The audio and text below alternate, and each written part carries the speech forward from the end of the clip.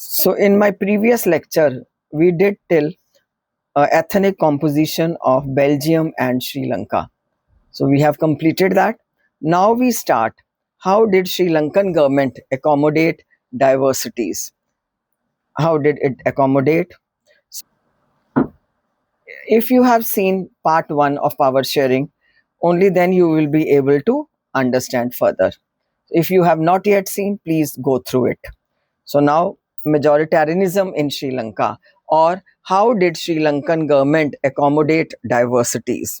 Sri Lanka, it became an independent country. It got independence in 1948. This is a very good MCQ question, 1 mark question. So how you will learn it? In 1947 India got independence. So after next year 1948 the Sri Lanka got independence. Leaders of Sinhala community sought to score dominance over government by virtue of their majority. Sinhalese, they were in majority. We have already done in my previous lecture. I told you. So they were in majority.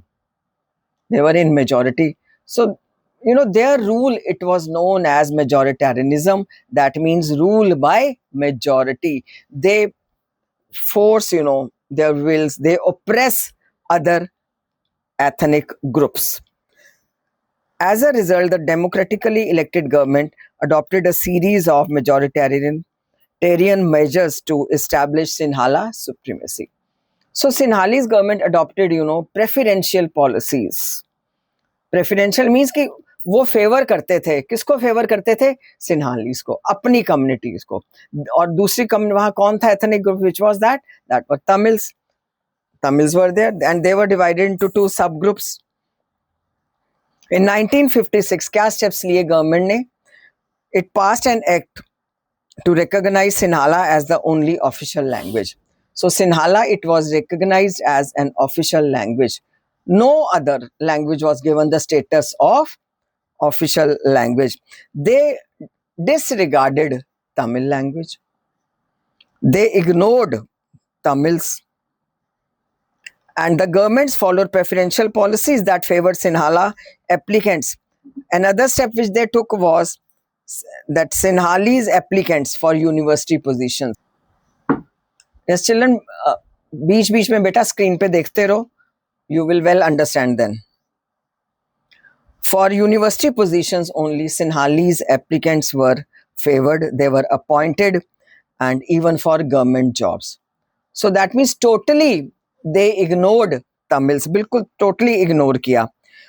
Then another step which they took, a constitution stipulated that the state shall protect and foster Buddhism. They fostered Buddhism. ठीक है, सिर्फ Buddhism religion को मानते थे बस. And they ignored the rest of the religions. All these government measures coming one after the other gradually increased the feeling of alienation among the Sri Lankan Tamils. तो Sri Lankan Tamils के मन में feeling आ गई कि जो भी ये Sri Lankan government, whatever they are doing it for Sinhalese. They are being completely ignored. उनको लगता था we are just aliens या foreigners in this country. कि ऐसा लगता है हम तो इस कंट्री के सिटीजन्स है ही नहीं. Then they felt that none of the major political parties led by Buddhist Sinhala leaders were sensitive to their language and culture. Sinhalese political parties, sorry, they did not bother.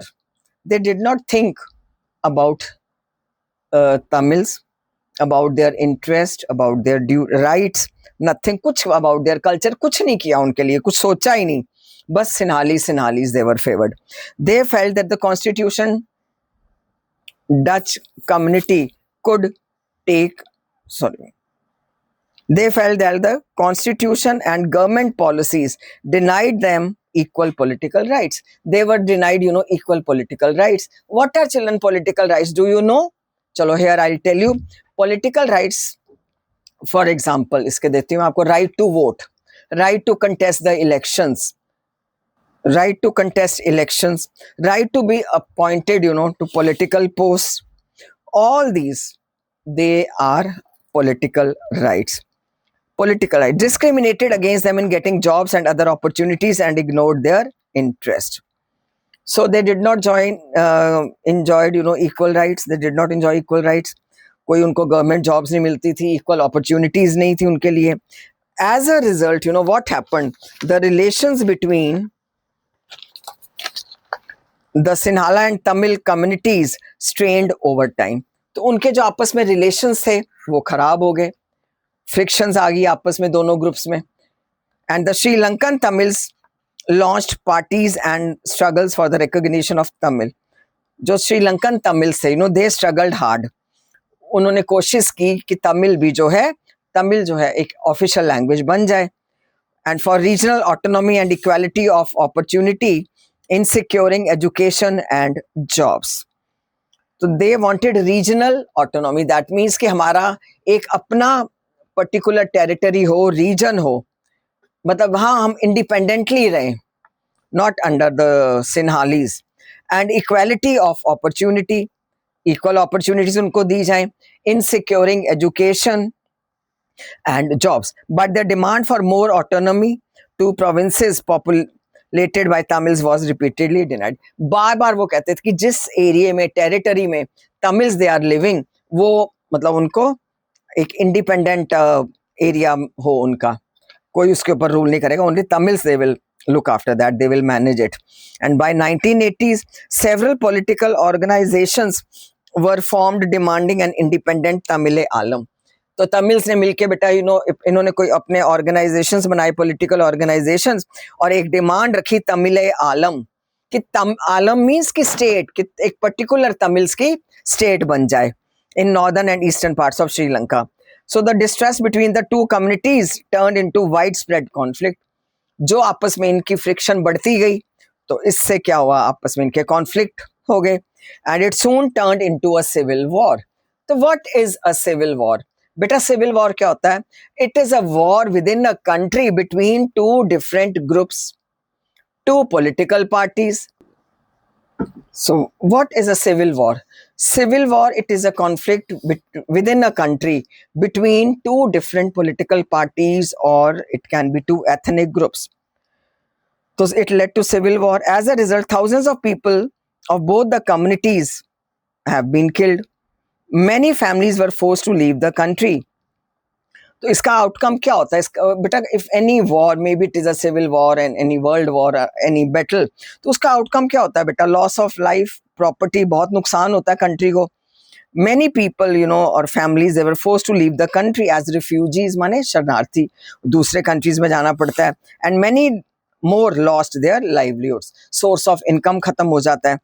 So you have read in chapter 1 of economics, class 10th, about you will read it, rather I should say, Sri Lanka's excellent record of economic development, education and health.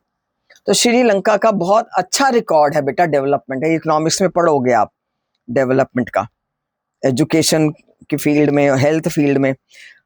But the civil war has caused a terrible setback to the social, cultural, economic life of the country. But ये जो civil war हुआ उससे बहुत ज़्यादा setback मिला, झटका लगा country को. नाउ बेटा ठीक है, ये हमारा इसका how did Sri Lankan government accommodate diversities, ये एक टॉपिक हो गया. अगला I will start, but before that I will tell you बेटा, जब भी आप देखने बैठते हो you should have pen, register अपने हाथ में रखो and must write down some important things जो आपके बहुत काम आएंगी बेटा. अभी से लिखना शुरू कर दो, साथ, चाहे बुक में ही लिखते जाओ बेटा पेंसिल के साथ. It depends upon you. ठीक है, now we start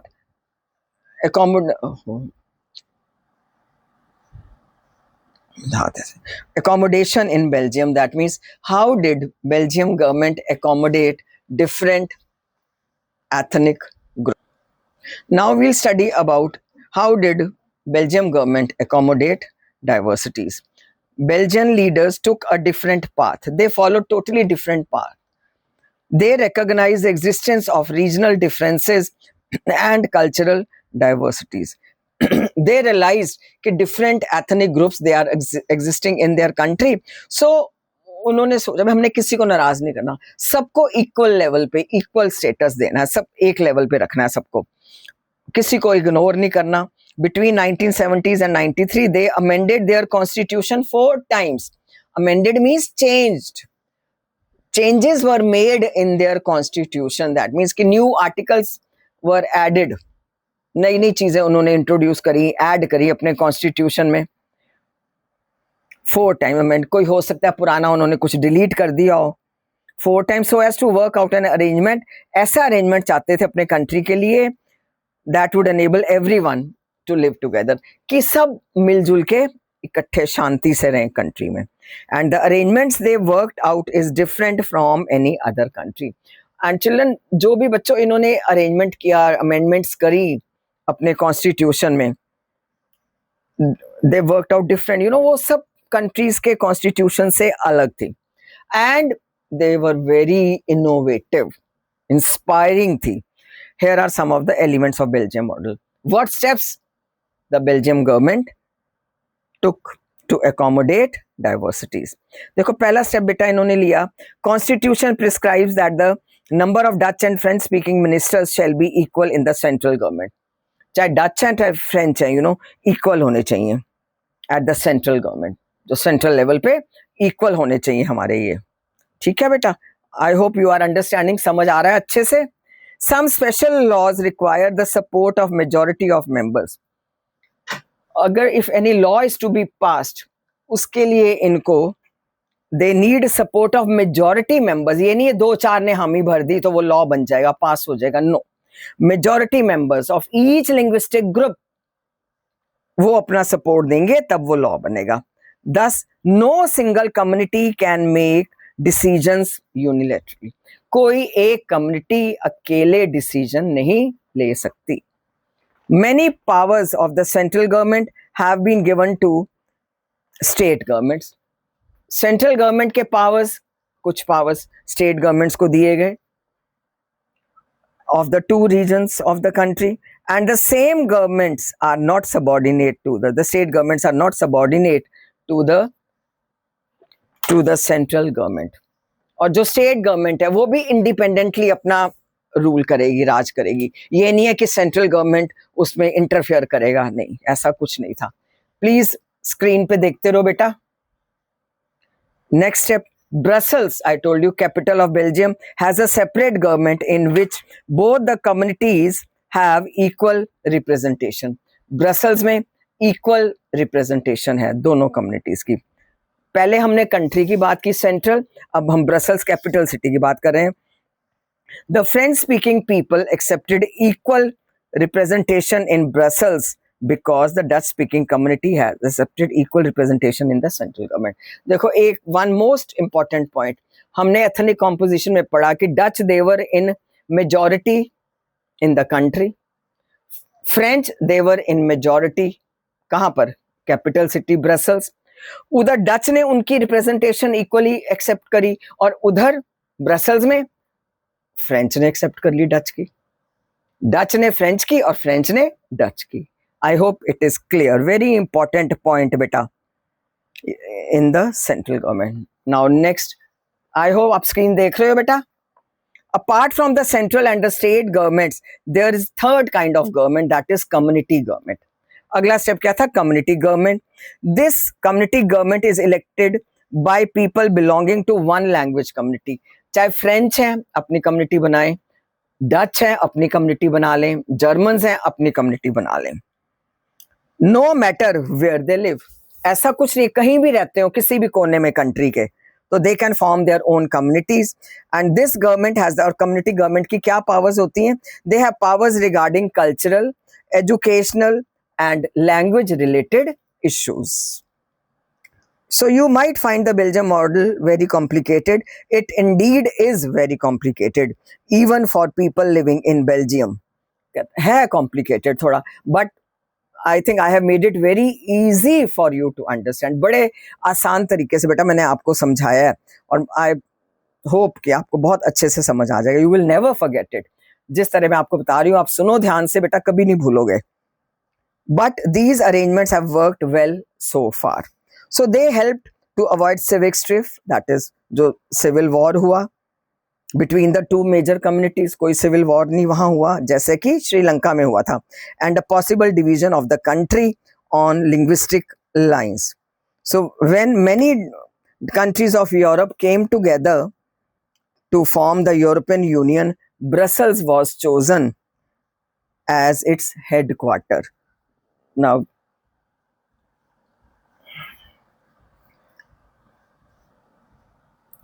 we'll study comparison between Sri Lanka and Belgium. बेटा इसमें वही चीजें आएंगी, स्क्रीन पे देखो. फॉलोड मेजॉरिटेरियनिज्म पॉलिसी श्रीलंका की बेटा, and they gave dominance to Sinhala community, Sinhala speaking people. They declared Sinhala as official language. Tamil को बिल्कुल इग्नोर कर दिया by 1956 act, and they fostered Buddhism and Sinhalese. और जो सिन्हाला एप्लीकेंट्स थे उन्हीं को जॉब्स मिलती थी यूनिवर्सिटीज में भी और गवर्नमेंट जॉब्स भी. Then they ignored the demands of minorities. कौन थे बेटा माइनॉरिटीज में यहाँ? कौन थे? तमिल्स. तो रिजल्ट क्या हुआ आउटकम इसका? It led to what? Civil war. And I hope you know what is civil war. अब आता है बेटा बेल्जियम का. ये कंपैरिजन कर रहे हैं हम बेटा दोनों का. ये भी बहुत अच्छा क्वेश्चन होता है बेटे, बहुत अच्छा क्वेश्चन होता है. So now Belgium government followed power sharing policy. Power sharing, ठीक है. Equal representation of Dutch, बेटा स्क्रीन देख रहे हो ना, French and Dutch speaking, and gave powers to regional governments. जो वहां पर रीजनल गवर्नमेंट्स बनी, स्टेट गवर्नमेंट्स बनी नहीं, ठीक है. रीजनल 17 मिनट के ऊपर हो गई है. रीजनल गवर्नमेंट्स उनके दे वर रूल्ड इंडिपेंडेंटली. ये नहीं है कि सेंट्रल गवर्नमेंट की उसमें कोई इंटरफेरेंस है. फिर जो कम्युनिटी गवर्नमेंट थी, कहीं भी रहते हो लोग किसी भी कम्युनिटी के, they could form their own community government, and they had the power अपना कल्चर से रिलेटेड, एजुकेशन से, लैंग्वेज से रिलेटेड सारी प्रॉब्लम्स, कोई भी इश्यूज होते वो खुद अपना डील करते थे. So now in my next video बेटा ये हमारा हो गया. We will do other topics which are left, why power sharing is desirable and forms of power sharing. उसके बाद कोई MCQ वगैरह we'll discuss, and I hope this is part 2 of power sharing, and I hope बेटा बहुत अच्छे से समझ आ गया होगा आपको. Don't worry children, कोई टेंशन नहीं रखनी है आपने. कहते हैं ना सोशल साइंस का फुल फॉर्म क्या है? सारा साल टेंशन. ऐसा कुछ नहीं है. आप में कॉन्फिडेंस आएगा. फिर जब क्लास में चैप्टर पढ़ाया जाएगा बहुत अच्छे से आपको समझ आएगा. एंड आप हमेशा you will raise your hand, ma'am I know the answer. Okay, चलो थैंक यू बेटा, all the best, bye bye.